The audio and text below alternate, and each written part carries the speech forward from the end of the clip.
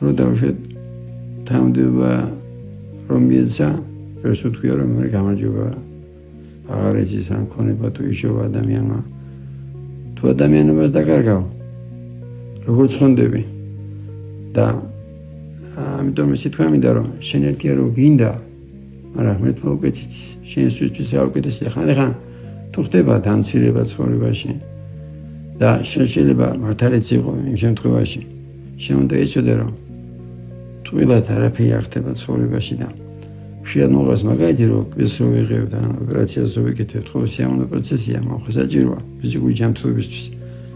ასევე თანამდებლებისთვის ღმერთი უშვებს წარი წამასაც რომ სული ცხონდეს რომ დამდაბდეთ ამიტომ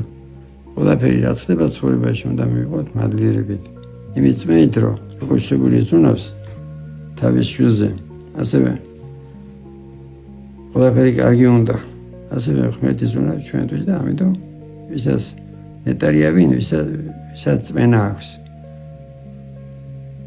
ღმერთის